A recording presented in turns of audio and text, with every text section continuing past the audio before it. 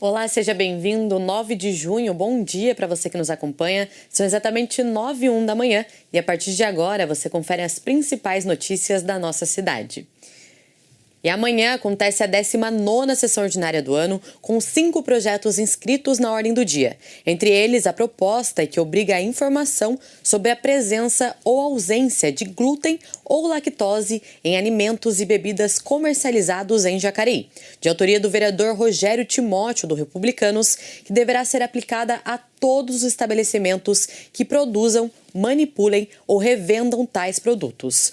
O segundo item da pauta é de autoria do vereador Valmir do Parque Meia Lua, do PP, que obriga o recolhimento e acondicionamento seguro de brinquedos do tipo piscina de bolinhas, ao final de eventos públicos ou privados. O acondicionamento adequado inclui medidas para impedir o acesso de animais peçonhentos. Na impossibilidade de desmontagem imediata, o responsável pelo evento deverá proteger o brinquedo com material vedado em área isolada com barreira física e fazer inspeção antes da reabertura ao público. Nós já voltamos a falar sobre a sessão ordinária de amanhã, porque agora vamos conhecer a mostra no Arquivo Público e Histórico, que apresenta fotografias e documentos da década de 70 e convida os visitantes a conhecerem mais sobre a história da nossa cidade. Confira detalhes na reportagem. Fotografias antigas, documentos e registros de momentos marcantes de Jacareí fazem parte da nova exposição do Arquivo Público e Histórico da cidade. A mostra reúne imagens da década de 70 e convida o público a revisitar a história do município. Essa exposição em específico, ela veio através do aniversário da cidade. Então a gente tem um aniversário da cidade em abril, eu falei, vamos colocar alguma coisa que faça menção ao aniversário da cidade a partir do nosso acervo. E como a gente tem uma procura muito grande pela iconografia, que são as fotos, então eu falei assim, fotos chamam muita atenção. Então vamos a partir do princípio de mostrar o que a gente tem no nosso acervo, que a gente tem muita coisa, né? Então assim a gente colocou as fotografias, que é onde as pessoas mais se identificam, porque a partir das imagens elas conseguem revisitar o passado e aí elas conseguem se localizar. Tanto no espaço da arquitetura, quanto na moda, quanto... Né, tem muita gente que vem e lembra, e tem muita gente que vem, como vocês mesmo viram, né, alunos, pessoas mais jovens, que vêm entender esse passado. O recorte apresenta diferentes aspectos da vida na cidade há mais de 5 décadas. Entre as imagens estão registros do cotidiano, de espaços públicos e de personagens que ajudaram a construir a história de Jacareí. Nós escolhemos as fotos por tamanho, por tema e, inclusive, no primeiro expositor, a gente colocou as fotos de um concurso para amadores, né? Concurso de fotografia para amadores que teve em 1974. E eu falei, são fotos lindas e a gente resolveu colocar aqui para a sociedade, os munícipes, os pesquisadores, né? Fazer assim, esse resgate também dessas memórias afetivas. Além da exposição, o arquivo desenvolve um trabalho contínuo de conservação e organização de materiais que ajudam a preservar a memória do município. Bom, foi muito legal, né? Eu adoro essas coisas de aprender mais, né? E eu acho que foi uma experiência muito boa, saber dos povos antigos, da cidade, saber da região. Foi bem legal. Foi muito legal, foi muito interessante. É sempre bom a gente saber da história, né, dos indígenas, principalmente, revisitar escritas antigas, os arquivos, como eles colavam, como eles resgatam essas memórias, principalmente na parte da cerâmica, que hoje a gente viu muitas coisas, né, como formavam a hierarquia deles, processos, rituais, muitas coisas hoje. E eu achei muito interessante, muito legal. Gostaria de revisitar novamente. Eu achei interessante porque a gente pôde ver mais da história da cidade, como tudo aconteceu, os arquivos, né, os laudos da Câmara, do Fórum. A gente pôde ver também algumas peças de cerâmica, alguns ossos mesmo, ossos humanos, de como foi, como tudo aconteceu. Esse patrimônio também está ganhando espaço no meio digital. parte do acervo já foi digitalizado e pode ser consultado pela internet. Só dá uma busca muito rápida no Google, coloca lá a plataforma, coloca Atom, A-T-O-M, Jacareí. Você já vai entrar nessa plataforma do Arquivo Público. Lá tem mais de 500 fotos que já estão disponíveis. Chama Cidade Jacareí. Dá uma pesquisa Cidade Jacareí, que as pessoas podem se utilizar. A única coisa que a gente pede, por favor, para sempre que usar, colocar a referência do arquivo, né? Para fortalecer aqui e ter essa foto enquanto fonte fidedigna, né? Fora isso, a gente começou a disponibilizar as fichas catalográficas que já vêm com a imagem do fundo câmera. Então, são ao todo uma média de quase 7.000 fotos. Então, essas aos poucos a gente está já fazendo, realizando e disponibilizando para acesso à população. Para quem prefere conhecer esse material de perto, a exposição pode ser visitada no Arquivo Público e Histórico de Jacareí, localizado na rua Alfredo Schurig, número 300, no centro. O espaço funciona de segunda a sexta-feira, das 9 da manhã às 4h30 da tarde. Muito legal essa oportunidade de revisitar a história da nossa cidade e ver como Jacareí foi se transformando ao longo dos anos, né? E ainda sobre a 19ª sessão, a gente fala agora sobre o terceiro item, que é de autoria do prefeito Celso Florencio, que institui a política municipal de cultura de paz e cidadania para o fomento de atividades e serviços voltados à redução de conflitos e da violência. Já o quarto projeto da semana é do vereador Daniel Mariano, do PL, que pretende denominar a atual Viela 10, localizada no bairro Pedregulho, como Viela Pastor Antônio Carlos de Souza. E o último item da discussão é do vereador Neto Alves, do PL, que pretende conceder medalha de mérito Filhos Brilhantes. Segundo o regimento interno da Câmara Municipal, a votação de projetos desta natureza deve ocorrer de forma secreta e sigilosa, com a aprovação de no mínimo 7 vereadores. Lembrando que você pode conferir os detalhes sobre os projetos no nosso site, jacareí.sp.leg.br. E olha só, O Futuro é Agora é um projeto audiovisual coletivo e sem fins lucrativos que busca fomentar talentos da região do Vale do Paraíba. Conheça o projeto na matéria a seguir. Transformar sonhos em realidade. Foi assim que Tom Batista e seus amigos deram vida ao projeto O Futuro é Agora, uma obra audiovisual produzida de forma coletiva que aborda os desafios e as descobertas do início da vida adulta. O Futuro Agora é uma iniciativa que visa trazer pessoas que gostem da arte, do audiovisual, para fazerem coisas com a gente, né? Eu sempre quis contar histórias, quis que as pessoas se interessassem pelas minhas histórias. E eu acredito que o roteiro é uma coisa um pouco mais complicada de se mostrar.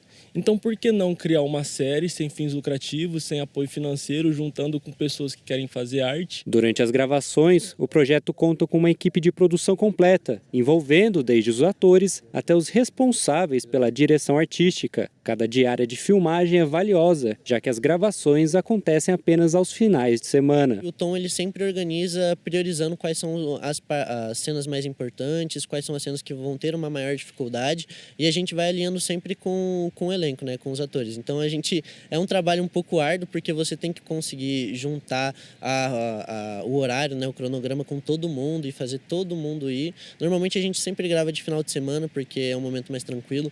Muitos dos atores eles ainda estão na escola, então para a gente ter essa facilidade, essa disponibilidade, a gente sempre prefere gravar em finais de semana. Tudo um trabalho em parceria, né, na verdade, mas a gente sempre vai ajudando um ao outro ali, a gente vai se auxiliando. Uma hora um fica com a lapela com o microfone, outro fica gravando, então a gente faz essa divisão, assim, sabe, de tarefas, e cada um se ajuda onde pode. São amigos meus que estão engajados na arte. Existem artistas que a gente conhece no meio do caminho e que vêm, participam com a gente, e tem uma infinidade de pessoas. Vitor Rossi é um dos atores da série e fala sobre a experiência de participar de um set de filmagem e dos desafios envolvidos na produção audiovisual. Sempre fiz teatro, então foi uma área que eu gostei muito. Atualmente, por ser muito novo, eu ainda não tenho certeza do caminho que eu quero trilhar para a minha vida, mas eu tenho muita vontade de seguir alguma coisa relacionada à atuação, cinema e coisas do tipo.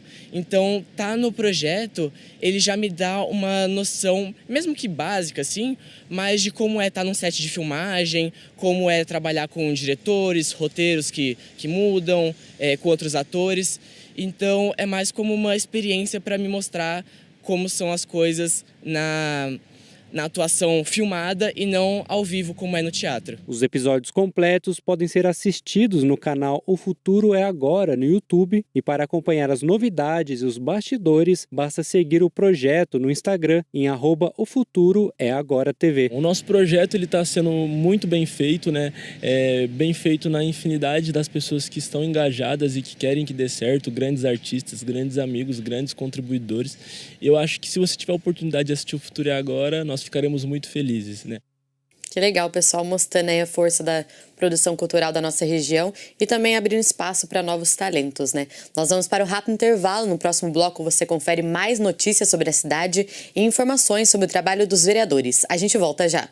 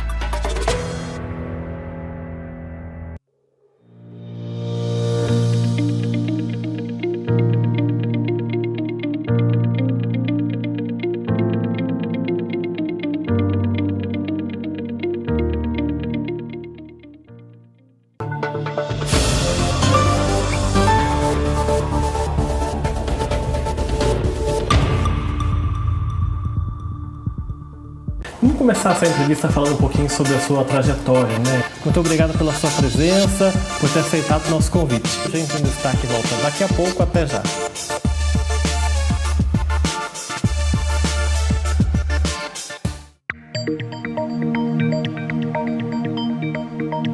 Problemas com compras, cobranças indevidas, produtos com defeito ou serviços mal prestados? O PROCON está aqui para orientar, defender e garantir os direitos da população. O PROCON fica na Avenida Capitão Joaquim Pinheiro do Prado, número 222, Centro. O horário de atendimento é de segunda a sexta-feira, das 8 às 16 horas, com entrega de senha das 8 às 15 horas e 15 minutos.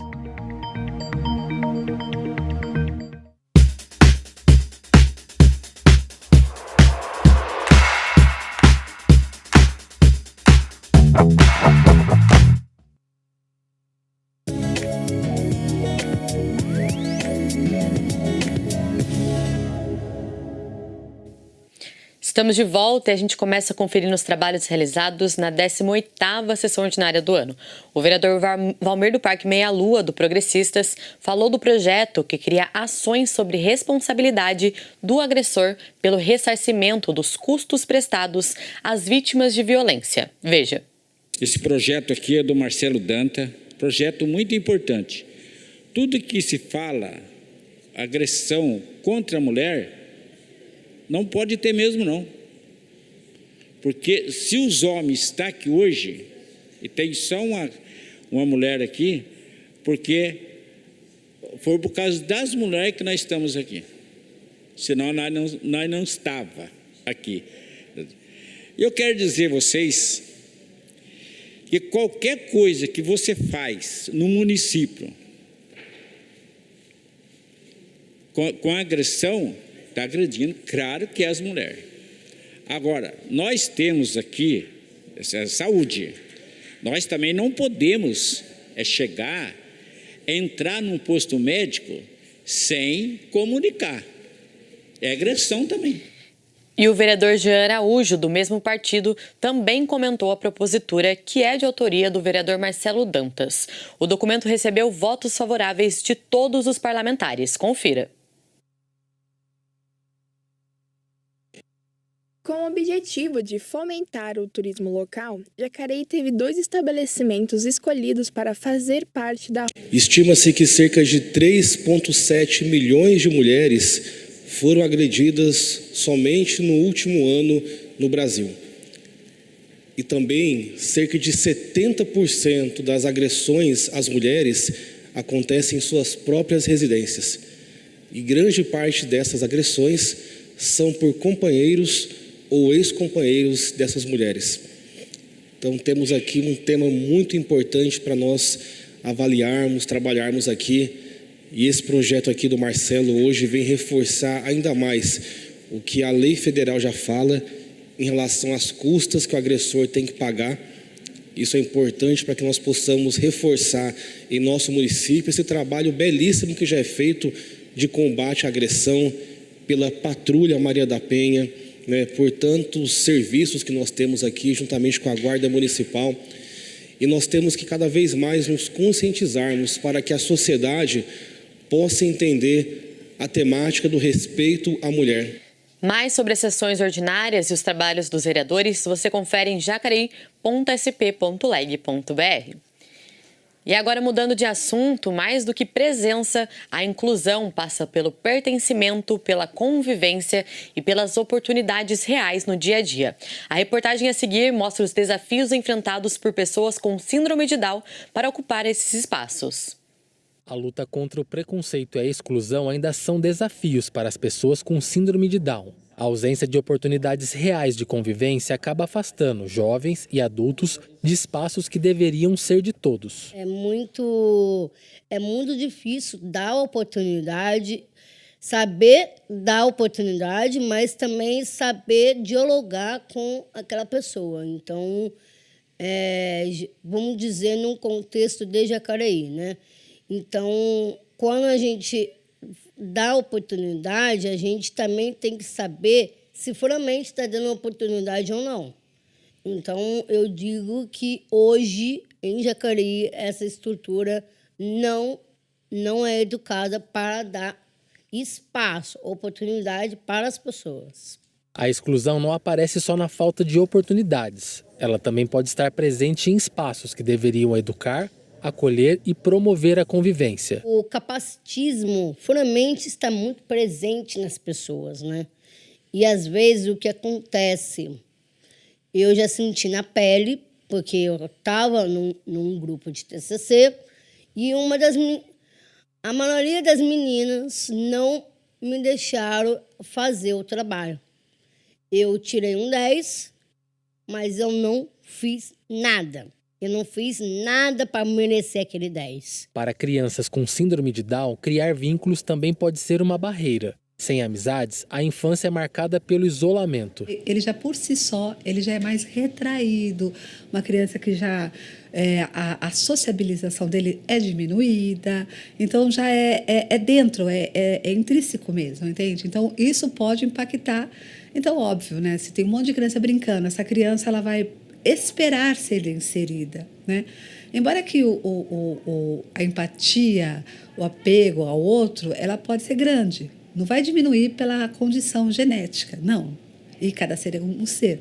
Mas eu acredito pela mutação genética e pela questão da aparência, que é um fator que a gente não pode desconsiderar, infelizmente, mas a sociedade ela faz essa exclusão a partir daquilo que a gente apresenta ser, não pelo que a gente é. No Brasil, estima-se que cerca de 300 mil pessoas tenham síndrome de Down, o equivalente a um caso a cada 700 nascimentos. Para as entidades especializadas, o acolhimento não depende apenas do trabalho feito dentro das instituições. A falta de políticas públicas permanentes ainda limita o acesso a oportunidades. Se nós tivéssemos a política pública para essa população, para os portadores do síndrome de Down, seja um fono, seja um fisioterapeuta, a equipe multidisciplinar, eu acho que o encontro dele com o futuro seria muito melhor. Que hoje, infelizmente, nós não temos. A gente vai requisitar do poder público um fono, um fisioterapeuta, a gente recebe a resposta não. E isso repercute no futuro deste portador. A primeira Conferência Municipal das Pessoas com Deficiência foi realizada em 2004. Para Gilda Campinho, que participou da organização do encontro, pouco mudou desde então. Primeira e única, porque nós não tivemos mais nenhuma. E passaram-se 20 anos, né?